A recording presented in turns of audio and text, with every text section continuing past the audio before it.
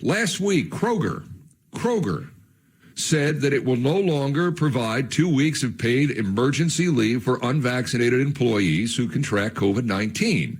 They're also going to add a $50 monthly surcharge to company health plans for unvaccinated managers and non-union employees. The Wall Street Journal broke this story. Both policies go into effect 1 week from tomorrow. Now, is Kroger within its rights to do this? It looks like they are, as would any private company. But somebody who knows better standing by to weigh in on it. This is Paul Seegert, good guest of this program. We've had Paul on a lot. In fact, I think Paul's first ever radio interview was on my show many years ago. He runs a company called PCS Advisors. They are a conduit between healthcare and companies and providing the best healthcare benefits for both the employee and the employer. They have offices in 35 different states. And Paul Seegert is somebody who's on top of this story. Paul, how are you on this glorious Christmas Eve? Doing great. How are you, Ken? I'm hanging in there. I'll approach some sort of greatness before today's over. The Kroger news to me is not surprising because you and I talked about this more than a month ago. Private businesses can do basically what they want in reason. This is not a federal government. So Kroger ending some COVID benefits for unvaccinated workers, it's not a surprise to me. Is it to you? No, that's not a huge surprise. I think they're perceiving it as something less divisive than doing a full-on mandate, so where it won't really impact their staffing and create any challenges for them. And there's some virtue signaling, I think, probably that you could attribute to this as well, where they're doing something.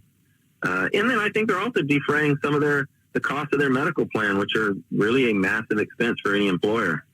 And there's other employers. There's a little bit of a precedent, I think, for employers to use COVID as cover to do some things that they maybe have been wanting to do for a while. Yeah, and there's an underbody to this too. Not necessarily in the case of Kroger, but quite possibly, if you have unvaccinated workers and you have vaccinated workers, you create kind of a tension to begin with. And secondly, if an unvaccinated worker somehow, some way infects a vaccinated worker with one of those breakthrough cases, you could, in a certain circumstance, open yourself to some liability there and maybe some litigation. You could. I mean, it's a tough to prove thing, and states are handling it differently. California, as an example, is saying if you got COVID, we're just going to say it happened at work, and you can get workers' comp. So there's some really, it's just such a quickly changing landscape as far as this stuff goes. And I think liability is always a calculation for a large employer. Yeah. Would you expect other employers to follow suit here? Well, before the OSHA announcement from this administration, the feedback we got, and then other surveys and polls supported this, said about 85% of employers would do something like this by the end of the year. Yeah. And then with all the confusion that came about, on again, off again, and now on again with the OSHA mandate and others, lots of employers put their moves on hold or their mandates on hold or their policies on hold because they didn't want to enact something and then have to go back to the drawing board and invest twice and so on. And now we're at a place today where only 18% of employers who would fall into the OSHA mandate are actually doing it. And another 7 say they will no matter what happens with how the courts shake out. And then 32 tell us, 32% of employers that would be affected, 100 plus and all that, say they will do it only if this OSHA thing survives the court. Sure, we had the Fifth Circuit shoot it down about a month ago, and then late last week, the Sixth Circuit here in Cincinnati upheld the Biden mandate that any company that has 100 or more employees, they either have to be vaccinated or have to be tested weekly, and if not, the employer could be fined up to $14,000 per employee. So, yeah, this is going to the Supreme Court. How much of a fast track it's on, I mean, it's the Supreme Court. It's their track. So we'll see where it goes. But I do sense, and I don't know whether you do or not, that this could be a last-ditch effort by the administration to get people vaccinated. Omicron, which is now in the news everywhere. We've got this wide-scale, it seems like, hysteria over this particular variant simply because it's more transmissible, but it's not as deadly. So this could be all part of a grand scheme here, right?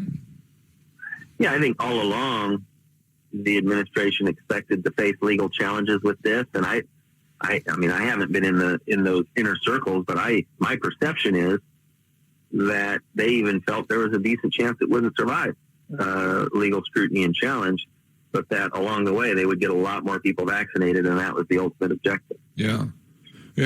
I think right now the numbers of fully vaccinated are not, I mean, they're not good. Even when you factor in people that are 11 years old right down to newborn, that all factor into the general population of the United States, the number still is not a robust number.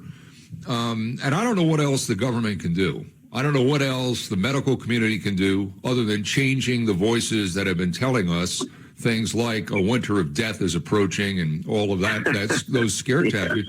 I don't know what they can do at this point if this doesn't survive court scrutiny at the Supreme Court, or you can't get people just on their own belief to get vaccinated. I honestly, I don't know what the end game is here. Do you? I think the end game is that they'll just have to accept that we're probably at about the percentage we're going to get, and then we actually are going to have to rely on the science, and that would include adding those that have had COVID and recovered to the list of, or to the percentages, to see where we are in really tracking toward herd immunity. And I think the majority of the population has had at least one jab, and many two, but there is also a significant portion of the population that had COVID and recovered. And so, in fact, I think very recently here, they went and did a random blood testing of the population, and 92% of Americans had antibodies. Yeah. Well, nobody wants to talk about that. I think Paul. we're going to have to rely on that. Yeah, nobody wants to talk about that except you and me.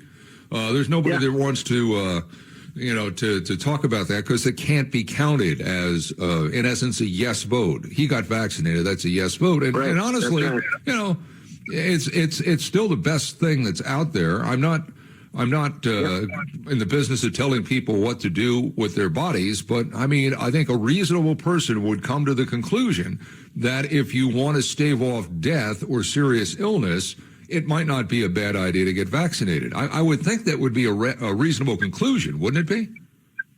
Well, yeah. I mean, there's all the science in the world supports that. On the other hand, there is a large body of science and scientists and experts, public health experts. Great Barrington Declaration is something I talk about that I don't hear anybody, for the most part, talk about anymore.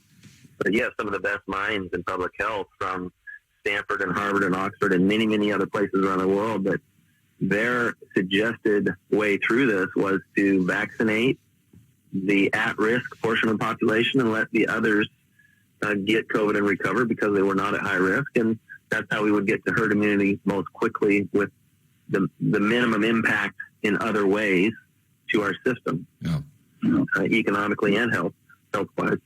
And so I think, that's ultimately that's the way it's going to go. We've always been on the path to herd immunity. It was just a question of how are we going to get there? More through vaccination or more through natural immunity? Now, they're both real. We don't make money on natural immunity, so it's not highly promoted. Now, Paul Seegert, managing partner, PCS Advisors. You work with a lot of corporations, coast to coast. Unemployment is, or not unemployment, but finding employees for employment is a tough task for a lot of businesses, right from the food service industry all the way up to the top. Could you see, knowing where we are and knowing that there are all of these unfilled jobs and knowing that people are just leaving, they're disappearing from the marketplace, could you see, if this mandate by Biden is upheld by the Supreme Court and you have to get vaccinated or tested once a week, could you see that really and truly hurting the unemployment figures in this country, or people simply disappearing from the workforce because they don't want to be tested once a week and they don't want to be inoculated? Then maybe they'll just go live off the company dole. They'll live off the government or whatever. Could you see that happening? I can, and 1 in 3 large employers in this country, when polled, expressed very serious concern about that. And I think that's why you see when up until very recently here, when the stay was in place for the OSHA mandate, and then there's other stays that have been put in place for the healthcare workers. That's why, as recently as the 13th of December, pretty recently here, you had some of the largest U.S. hospital systems dropping their mandates. HCA, Tenet Health, Advent, Cleveland Clinic. I mean, some really leading large employers, very respected in healthcare, because they were not wanting to have to deal with staffing shortages and the fallout of these mandates. Yeah.